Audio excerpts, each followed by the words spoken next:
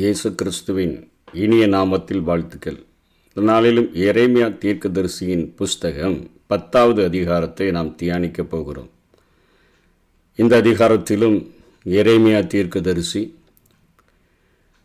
அந்த நியாயப்பிரமாணத்தின் தோல் சுருள் கண்டுபிடிக்கப்பட்டு யோசியா ராஜாவினால் ஏற்படுத்தப்பட்ட சீர்திருத்தங்களினால் ஆலயத்திற்கு சென்று கொண்டிருந்த ஜனங்களுக்கு வாசலிலே நின்று கொண்டு கூறுகிற கடைசி வார்த்தைகளாக இந்த வார்த்தைகள் இருக்கிறதை நாம் பார்க்க முடியும். இந்த அதிகாரத்தில் ஒரு சில பாவங்களை குறிப்பிட்டு இது நிமித்தமாக இந்த தேசத்திற்கு வரப்போகிற அழிவையும் எச்சரிப்பையும் சொல்லி கடைசியாக எரேமியா விண்ணப்பிப்பதாக இந்த அதிகாரத்தை அவர் முடிக்கிறதை நாம் பார்க்கிறோம். இந்த அதிகாரத்தில் அவர் குறிப்பிடுகிற பாவங்கள், இஸ்ரவேல் வீட்டாரே, புறஜாதியாருடைய மார்க்கத்தை கற்றுக்கொள்ளாதிருங்கள், ஜனங்களினுடைய வழிபாடுகள் வீண் என்று சொல்லி 2 பாவங்களை குறித்து அவர் எச்சரிக்கிறதை பார்க்கிறோம். இந்த ஜனங்களினுடைய வழிபாடுகளும் புறஜாதிகளுடைய மார்க்கமும் என்று அவர் சொல்லுகிற காரியம் என்ன? புறஜாதிகள் எப்படி சூரிய சந்திர நட்சத்திரங்களை அவர்கள் வழிபடுகிறார்கள், அந்த மார்க்கத்தை நீங்கள் பின்பற்றாதிருங்கள். சிருஷ்டிகரை தொழுது சேவியுங்கள், சிருஷ்டியை தொழுது சேவிக்க வேண்டாம் என்கிற காரியத்தையும், ஜனங்களினுடைய வழிபாடுகள் வீண் என்று சொல்லி விக்கிரக வழிபாடுகளை குறித்தும் 2க்கும் உள்ள வித்தியாசத்தை ஜனங்களினுடைய மத்தியில் எரேமியா குறிப்பிடுகிறதை பார்க்கிறோம். ஜனங்களினுடைய வழிபாடுகள் விக்கிரக வழிபாடுகளும் புறஜாதிகளுடைய மார்க்கம் என்று சொல்லுகிறது. அவர்கள் சூரிய சந்திர நட்சத்திரங்களை, அதாவது வானத்தினுடைய சர்வ சேனைகளை வழிபடுகிறவர்களாக இருந்தார்களே, அந்த காரியங்களை நீங்கள் உங்களை சுற்றியுள்ள ஜனங்களினுடைய வழிபாடுகளை பின்பற்றாதிருங்கள் என்று சொல்லி 2ற்கும் உள்ள ஒரு வித்தியாசத்தை அவர் சொல்லிக் கொடுக்கிறதை பார்க்கிறோம். ஜனங்களினுடைய வழிபாடுகள் என்று சொன்னால், காட்டில் போய் ஒருத்தன் மரத்தை வெட்டிட்டு வந்து அது தச்சனுடைய அவன் கையாடுகிற அந்த வாட்சியினால் பணிப்படும் என்று சொன்னால், தச்சன் தன்னுடைய ஊழியினால் அதை அருமையாக செதுக்கி அவன் வெளிநாடுகளிலிருந்து கொண்டு வருகிற இறக்குமதி செய்கிற வெள்ளி, பொன் இவைகளின் நிமித்தமாக அவைகளை அலங்கரிக்கிறான் என்று சொல்லி, அவன் அலங்கரிக்கப்பட்ட அந்த தகடாக்கப்பட்ட வெள்ளி அந்த எங்கிருந்து வருதுன்னு சொல்லப்படுகிறது, தர்ஷீஷிலையும் பொன் உப்பாசியிலும் இருந்து கொண்டு வரப்பட்டு அவைகள் தொழிலாளிகளாலும் தட்டான் கைகளினாலும் செய்யப்படுகிறது. அதுக்கு உடுப்பு கூட அவங்க தைக்கிறாங்கன்னு சொல்லி, அது இளநீளமும் இரத்தாம்பரமும் தொழிலாளிகளினுடைய கைகளின் வேலையாக இருக்கிறது என்று எரேமியா நாட்களில் வாழ்ந்த ஜனங்களினுடைய வழிபாடுகளிலே அவர்கள் செய்த அந்த விக்கிரகங்களை குறித்து இங்கே எரேமியா குறிப்பிடுகிறார். மரத்தை கொண்டு வருகிறாங்க, தச்சனை கொண்டு வந்து உளியினால் அதை செதுக்கிறாங்க, வெள்ளி பொண்ணுனால் அலங்கரிக்கிறாங்க. இந்த வெள்ளியானது தர்ஷீஷிலிருந்தும் பொன்னானது உப்பாசியிலிருந்தும் கொண்டு வரப்படுகிறது. தட்டான் அதை செய்து அழகாக ரெடி பண்ணி கொடுக்குறான். அதுக்கு ட்ரெஸ்ஸும் தைக்கிறாங்க. உடுப்பு இளநீளமும் இரத்தாம்பரமும் தொழிலாளிகளுடைய கைவேலையுமாக இருக்கிறது என்று சொல்லி அவர்கள் ஜனங்களினுடைய அவர்கள் செய்த அந்த வழிபாடுகளை குறிப்பிட்டு தேவனையும் அதோடு கூட கம்பேர் பண்ணி சொல்லுகிறார். தேவனோ இவைகள் எல்லாவற்றையும் படைத்தவர் என்று 12ஆம் வசனத்தில் சொல்லுகிறார். அவரே பூமியை தம்முடைய வல்லமையினால் உண்டாக்கி பூச்சக்கரத்தை தம்முடைய ஞானத்தினால படைத்து வானத்தை தம்முடைய அறிவினால விரித்தார். வானம் பூமி என்றாலே படைப்பு முழுவதும் அடங்கி விடுகிறது. 3 வித்தியாசங்களை, ஜனங்களின் வழிபாடுகளையும் தேவனையும் கம்பேர் பண்ணி 3 வித்தியாசங்களை தெரியப்படுத்துகிறார். 16ஆம் வசனத்தில் சொல்லுகிறார், அவர் சர்வத்தையும் உருவாக்கினவர். அதாவது நீங்கள் சிருஷ்டியை நீங்களே செய்து நீங்கள் உண்டாக்கி நீங்கள் அதை வழிபடுகிறீங்க. ஆனால் அவர் சர்வத்தையும் உண்டாக்கினவர், வானத்தையும் பூமியையும் சிருஷ்டித்தவர், நீங்கள் உண்டு பண்ணுகிற எல்லாவற்றையும் கூட படைத்த தேவன் அல்லவா என்று சொல்லி மக்களுக்கு புரியும்படியாக அவர்களுடைய ஆறறிவை அவர்கள் பயன்படுத்தும்படியாக முதல் காரியத்தை அவர் சொல்லுகிறதை பார்க்கிறோம். 2ஆவதாக 4ஆம் வசனம் 5ஆம் வசனம் 14ஆம் வசனத்தில் சொல்கிறாரு, விக்கிரகங்கள் அவைகள் அசைய முடியாதவை, பனையை போல நெட்டையா நிற்குது, அது பேச முடியாது, நடக்க முடியாததுனால சுமந்துட்டு வர்றாங்க, அவைகளுக்கு பயப்படாதீங்க, தீமை செய்யவும் நன்மை செய்யவும் கூட அவைகளுக்கு சக்தி இல்லை என்று சொல்லி அடுத்த காரியத்தை சொல்லுகிறார். நீங்கள் உங்கள் வாழ்க்கையில் நன்மை செய்ய வேண்டும் என்று சொல்லி இவைகளை ஏற்படுத்துகிறீர்கள், நீங்கள் பயந்து போய் இந்த காரியத்தை செய்கிறீங்க, நீங்கள் பயப்படாதுங்க, அதற்கு தீமை செய்யவும் நன்மை செய்யவும் அவைகளுக்கு சக்தி இல்லை, அவைகள் பனையை போல நெட்டையை அப்படியே நிற்குது, ஆணிகளை அடித்து சுத்திகளெல்லாம் வச்சு அவர்கள் அதை ரெடி பண்ணி வச்சாலும் கூட அவைகளால் அசைய முடியல, பேச முடியல, நடக்க முடியல, தூக்கிட்டு வர வேண்டியிருக்கு. 14ஆம் வசனத்தில் அவைகளுக்கு ஆவி இல்லை என்று சொல்லிட்டு இங்கே தேவனுடைய காரியங்களை 6, 7, 10, 13 வசனங்களில் அவர் சொல்கிறார், அது அசைய முடியாது, ஆனால் ஆண்டவரோ உலகத்தையே அசைக்கிற ஒரு ஆண்டவர். கர்த்தாவே, உமக்கு முன்பாக ஒப்பானவன் யார்? நீரோ பெரியவர், உமது நாமமே வல்லமையில் பெரியது, ஜாதிகளின் ராஜாவை உமக்கு பயப்படும்படியாக நீர் செய்கிறீர், ஞானிகள்ல உமக்கு ஒப்பானவன் யார் என்று சொல்லி அத்தனையாக தேவனுடைய மகத்துவங்களே அவர் சொல்லுகிறார். அதுக்கு ஒரு எக்ஸாம்பிளும் கொடுக்கிறார். அவர் சத்தமிடுகையில் வானத்தின் திரளான தண்ணீர்கள் உண்டாகிறது, அவர் பூமியின் கடையாந்தரங்களிலிருந்து மேகத்தை எலும்பி வர பண்ணி மலையுடனே மின்னலை உண்டாக்கி காற்றை தமது பண்டக சாலையில் இருந்து புறப்பட பண்ணுகிறார். வானத்தையும் பூமியையும் அசைக்கிற ஆண்டவர். அவருடைய சத்தத்தில் வானத்தில் திரளான தண்ணீர்கள் உண்டாகுது, பூமியின் கடையாந்தரங்களிலிருந்து மேகங்கள் எழும்புகிறது, மலைகள் மின்னல்கள் உண்டாகி காற்று தமதுடைய பண்டக சாலையிலிருந்து புறப்படுகிறது என்கிற ஒரு எக்ஸாம்பிள். அவ்வளோ பெரிய உலகத்தை அசைக்கிற ஆண்டவர் என்கிற காரியத்தை எரேமியா சொல்லிட்டு 10ஆம் வசனத்தில் கர்த்தரோ மெய்யான தெய்வம், அவர் ஜீவனுள்ள தேவன். இங்கே ஆவி இல்லைன்னு பார்க்குறோம். அவர் ஜீவனுள்ள தேவன், நித்திய ராஜா. அவருடைய கோபத்தினால் பூமி அதிரும், அவருடைய உக்கிரத்தை ஜாதிகள் சகிக்க மாட்டார்கள். அதாவது தீமை செய்யவும் அதற்கு முடியாது, நன்மை செய்யவும் முடியாது. இங்கே ஆண்டவர் ஜீவனுள்ள தேவனாக, நித்திய ராஜாவாக, அவருடைய நாமத்தை கேட்டாலே பூமி அதிரக்கூடியதாக, மழையையும் காற்றையும் கொடுக்கக்கூடியவராக இருக்கிற ஆண்டவருடைய உக்கிரத்தை, அதாவது பாவம் செய்தால் அவர் கொடுக்கிற தண்டனையை ஜனங்கள் சகிக்க மாட்டார்கள் என்று சொல்லி தீமை செய்யவும் நன்மை செய்யவும், அதாவது நியாய தீர்ப்பு, தீமை என்பது ஆண்டவருடைய பார்வையில் அவர் நியாய தீர்ப்பு, நியாய தண்டனைகளை செய்யவும், மனிதர்களை ஆசீர்வதித்து கிருபையாய் நடத்தவும் அவரால் முடியும் என்கிற கருத்தை இங்கே எரேமியா வித்தியாசப்படுத்தி அவர்கள் திங்க் பண்ணும்படியாக, அறிந்து உணர்ந்து கொள்ளும்படியாக இந்த காரியத்தை அவர் சொல்கிறார். மூன்றாவதாக இன்னொரு ஜனங்களின் வழிபாடுகளில் இன்னொரு வித்தியாசத்தையும் சொல்கிறாரு. மனிதனினுடைய முட்டாள்தனத்தினுடைய வெளிப்பாடுகளாகத்தான் இந்த உருவாக்கங்கள், அதாவது இந்த வழிபாடுகள், அந்த உருவாக்கப்படுகிற விக்கிரகங்கள் இருக்கின்றன என்று சொல்லுகிறார். 8ஆம் வசனத்தில் சொல்கிறாரு, அவைகள் மாயையும் மகா எத்தனமான ஒரு கிரியையாக இருக்கிறது, அதாவது ஏமாற்று வேலையாக இருக்குது அப்படின்னு சொல்லிட்டு அவைகள் விசாரிக்கப்படும் நாளில் அவைகள் அழிந்து போகும் என்று சொல்லுகிறார். வசனம் 12 ஆண்டவரை பற்றி, தேவனோ மிக்க ஞானமுடன் அதை அனைத்தையும் சிருஷ்டித்தவர், சர்வத்தையும் அவர் உண்டாக்கினவர், சேனைகளின் கர்த்தர் என்பது அவருடைய நாமம் என்று சொல்லி 16ஆம் வசனத்தில் சொல்லி கொஞ்சம் திங்க் பண்ணி பாருங்க. இந்த 2 காரியங்களையும், அதாவது புறஜாதிகளுடைய வழிபாடுகள், வானத்தினுடைய சேனைகள் ஓகே, அதை வழிபடுகிறார்கள். இன்றைக்கும் நல்ல நாட்கள், நாள் பார்க்கிறது, நட்சத்திரம் பார்க்கிறது, இந்த காரியத்தை ஜனங்கள் செய்து கொண்டுதான் இருக்கிறார்கள். அந்த நாட்களில் அவர்கள் ஜனங்களின் வழிபாடுகள் என்று சொல்லி அவர்கள் செய்கிற அத்தனை காரியங்களையும் சொல்லி ஆண்டவருடைய மகத்துவங்களை சொல்லி 2ஐயும் கம்பேர் பண்ணி பார்த்து கொஞ்சம் திங்க் பண்ணி பாருங்க அப்படின்னு சொல்லி அந்த காரியங்களை சொல்லிட்டு, இந்த பாவங்களை செஞ்சாலும் உங்களுக்கு என்னென்ன அழிவுகள் வரும் என்று சொல்லி அவர் சொல்லுகிறதை பார்க்கிறோம்.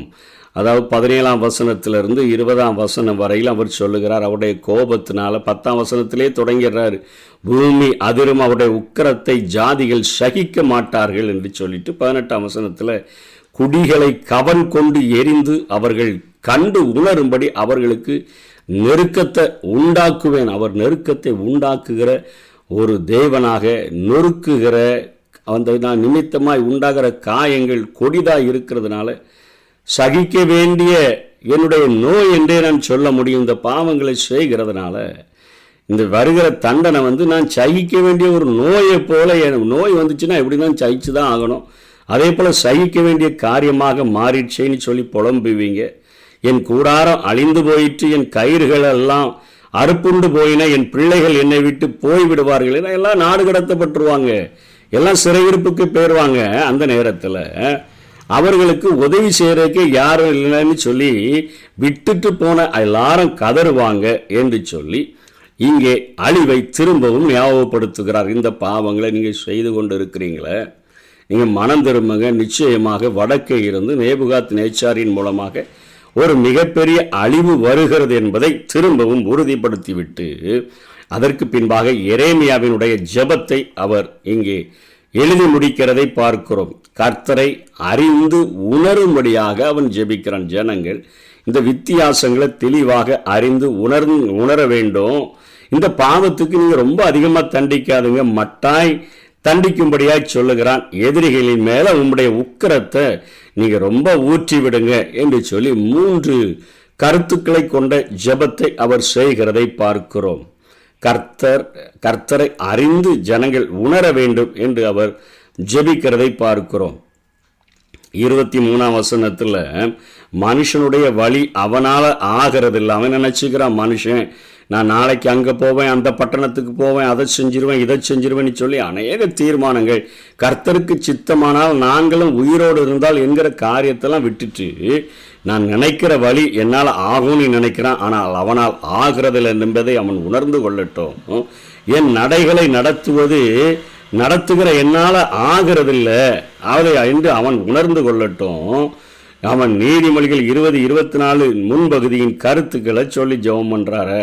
கர்த்தராலே மனுஷருடைய நடைகள் வாய்க்கும். மனுஷனுடைய வழி அவனால் வாய்க்காது, அவனுடைய நடைகளும் அவனால் வாய்க்காது.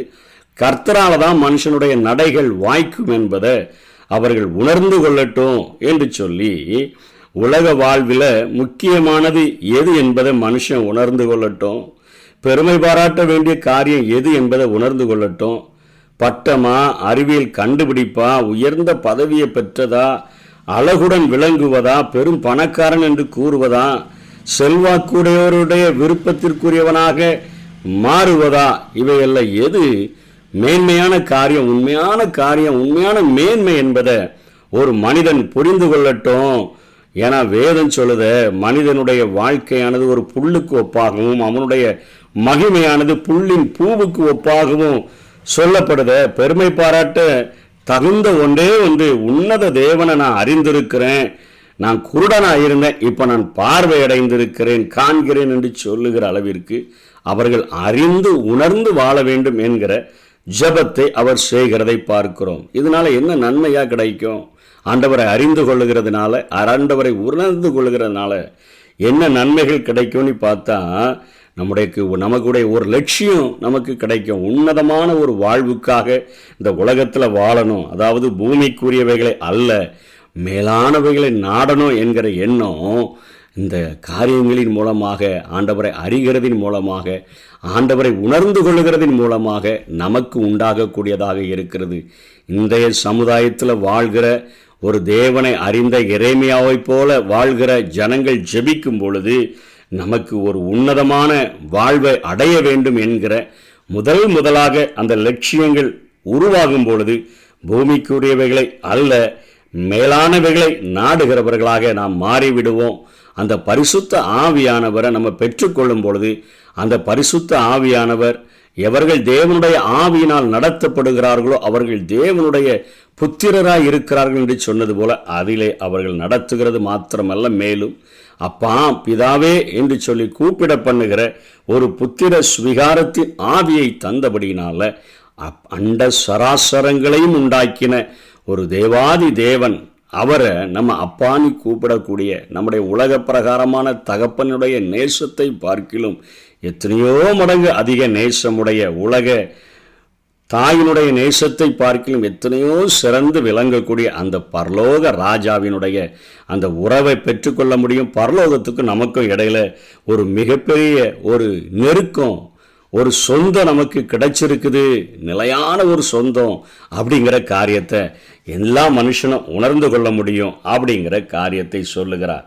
நம்மை குறித்து நம்மை வெளிப்படுத்தி தரக்கூடிய, அதாவது ஆண்டவருடைய வெளிச்சம் நம்ம மேலே உதிக்கும் பொழுது நம்முடைய வாழ்க்கையில் நம்ம எந்தெந்த பகுதிகளில் நடைகளில் தவறி இருக்கிறோம், வழிகளில் தவறி இருக்கிறோம், நம்மளால் முடியாத காரியம் என்னன்னு சொல்லி அவர் வெளிச்சம் உதிக்கும் போது தான் நம்ம வாழ்க்கையில் இருக்கக்கூடிய இருட்டை கண்டுகொள்ள முடியும். ஏனென்று சொன்னால், தமஸ்கு வீதிகளுக்காக கடந்து சென்று கொண்டிருந்த சவுல் என்கிற வாலிபன் அவன் பவுலாக மாற்றப்படுகிறதற்கு முன்பாக அவனுக்கென்று ஒரு சுயநீதி, அவனுக்கென்று ஒரு சுய காரியங்களை ஏற்படுத்தி கொண்டு அத்தனை பெரியவனாக ஒரு கப்பலுக்கு அதிபதியாக இருந்தவன், அவங்க படிப்பிலையும் அத்தனையாய் சிறந்து விளங்கினவன், நியாயப்பிரமாணத்தின்படி அவனை குற்றமே சாட்ட முடியாதபடிக்கு வாழ்ந்தவன், அவன் ரோம குடியுரிமையை பெற்று கொண்டிருந்தவன் என்று சொல்லி அத்தனை பெருமைகளை உடையவனாக இருந்தாலும் அந்த சூரியனுடைய வெளிச்சத்தை பார்க்கிலும் மிகவும் அதிகமான அந்த இயேசு கிறிஸ்துவினுடைய அந்த வெளிச்சத்தை ஒளியை கண்ட பொழுதுதான் அவனுக்குள்ள காணப்பட்ட ஒரு இருளை கண்டுபிடிக்கிறான். ஐயோ, நான் தேவனுடைய நீதின்னு நினச்சிட்டு நான் செஞ்ச காரியம்லாம் அது என்னுடைய முட்டாள்தனமான காரியமாக இருக்குதுன்னு சொல்லி தான் கீழே விழுந்து கிடக்கும்போது ஆண்டவர் பேசுகிறாரே, நீ துன்பப்படுத்துகிற இயேசு நானே. கேட்குறான் எழும்பி, நான் என்ன செய்ய சித்தமாக இருக்கிறீங்க? என் வாழ்க்கையில் இருக்கிற இருளை கண்டுபிடிச்சிட்டேன், என் வழிகள் என்னால் வாய்க்காது என்பதை நான் கண்டுகொண்டேன், என் நடைகள் என்னால் வாய்க்காது என்பதை கண்டுகொண்டேன், என்னுடைய நடைகள் எல்லாம் கர்த்தரால் தான் வாய்க்க முடியும் என்பதையும் கண்டுகொண்டேன். அதனால தான் நான் அடைந்தாயிற்று அல்லது முற்றிலும் தேறினவனானேன் என்று சொல்லாதபடிக்கு நான் இயேசு கிறிஸ்துவுக்காக எதற்காக பிடிக்கப்பட்டனோ அதை அடையும்படிக்கு நான் ஆசையாய் தொடருகிறேன் என்று நிருபங்களுக்கு அவன் எழுதுகிறதை பார்க்கிறோம். அவருடைய வெளிச்சம் அவன் மேலே உதித்த பொழுதுதான், அவன் அறிவடைந்து உணர்வடைந்த போதுதான் தன்னுடைய வாழ்க்கையில் இருக்கக்கூடிய அந்த இருட்டை அவன் கண்டுபிடிக்கிறான். உலகத்தை சரியான கோணத்தில் அணுகுகிறதற்கு அவன் மாறிவிடுகிறான். அந்த உண்மை தன்மையை உணர்ந்து சரியான விதத்தில் அந்த உலகத்தை அணுகக்கூடியவனாக மாற்றப்படுகிறான்.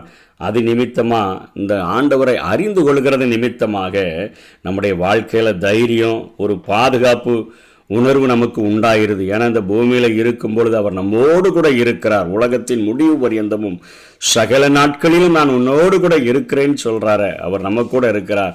ஆனால் இந்த தேகத்தை விட்டு நம்ம பிரிந்து, இது ஒரு வாடகை வீடு, இதிலேருந்து பிரிஞ்சு போனோம்னு சொன்னால் அவரோடு கூட நித்திய காலமாக வாழ்வோம் என்கிற ஒரு தைரியமும் ஒரு பாதுகாப்பு உணர்வும் நமக்கு உண்டாக ஆரம்பிக்கிறது. நித்திய ஒரு பார்வையை அது நமக்கு வழங்குது. நம்முடைய குடியிருப்போ பரலோகத்தில் இருக்குது. இந்த நிகழ்காலத்தை ஒரு நித்திய பார்வையுடன் வாழவும், நித்தியத்துக்காக நிகழ்காலத்தை நம்ம ஆதாயப்படுத்தி கொள்ளவும் அது நமக்கு உதவி செய்யக்கூடியதாக இருக்குது. பரலோகத்துக்கு எனக்கு ஒரு பெரிய சொந்தம் இருக்குது. அந்த பரலோகத்தினுடைய காரியங்கள் என்னை பாதித்து இந்த உலகத்தில் அதற்கேற்றபடி வாழுகிறவனாக நான் உணர்ந்து அறிவை பெற்றுக்கொள்ளும் பொழுது நான் வாழ முடியும். ஒரு வாழ்க்கையானது அர்த்தமுள்ள வாழ்க்கையாக, ஆண்டவருக்கு பிரியமுள்ள ஒரு வாழ்க்கையாக அது மாறிவிடுகிறது என்பதை உணர்ந்து கொள்ளத்தக்கதாக தான் எரேமியா ஜெபிக்கிறான். இன்றைக்கும் வாழ்கிற ஜனங்கள் நமக்கு ஒரு பிரகாசமுள்ள மனக்கண்களை கொடுத்துருங்க ஆண்டவரே, உம்மை முழுமையாய் அறிந்து கொள்ளுகிற அளவிற்கு ஜனங்கள் அறியட்டும்னு சொல்லி நாமும் ஜெபிப்பதற்கு கடமைப்பட்டிருக்கிறோம், அறிந்து கொள்ளுகிறதற்கும் கடமைப்பட்டிருக்கிறோம். தொடர்ச்சியாக அவர் சொல்கிறாரு, கொஞ்சம் மட்டாய் தண்டிங்கப்பா, உம்முடைய கோபத்தில் ரொம்ப அடிச்சுறாங்க. ஒரு தகப்பன் ஒரு பிள்ளையை தண்டிக்கும் போது பார்த்து அடிக்கிறான். இந்த இடத்துல அடித்தா இவனுக்கு ஏதோ ஒரு பெரிய சேதம் உண்டாகாது என்று சொல்லி அடிக்கிறத பார்க்குறது. தாறுமாற அடித்தா பிள்ளைகள் எங்கேயாவது பட்டு இறந்து போயிடுவாங்க. அதே போல் ஆண்டவரே, நீங்கள் மட்டாய் தண்டிங்க. சங்கீதம் 6:1 பார்க்குறோம், கர்த்தாவே உம்முடைய கோபத்தில் என்னை கடிந்து கொள்ளாதையும், உம்முடைய உக்கிரத்தில் என்னை தண்டியாதையும். கோபத்தில் ரொம்ப என்னை தண்டிச்சிடாதீங்க. அதே ஜெபத்தை சங்கீதம் 38:1 அப்படியே ஜெபம் பண்ணுறாரு. ஆனால் கடைசியாக சொல்லி பிடிக்கிறார், எங்களே மட்டாய் தண்டியும், ஆனால் உம்மை அறியாத ஜாதிகள், உமது நாமத்தை தொழுது கொள்ளாத வம்சங்கள் மேலே உம்முடைய உக்கிரத்தை ஊற்றிருங்க. ஏன்னா அவர்கள் யாக்கோபை பட்சித்து அவனை விழுங்கி அவனை நிர்மூலமாக்கி அவன் வாசஸ்தலத்தை பாழாக்கிறார்கள். என்ன சொல்லுகிறார்?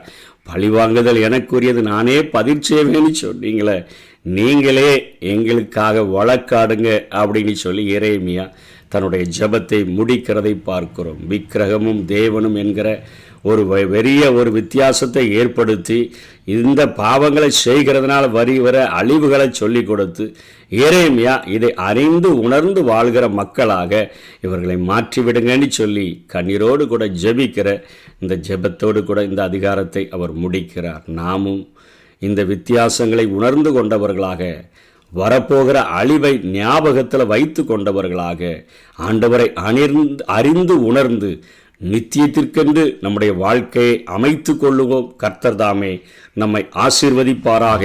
ஆமென். அப்பா பிதாவே, அப்பா அப்பா பிதாவே, அப்பா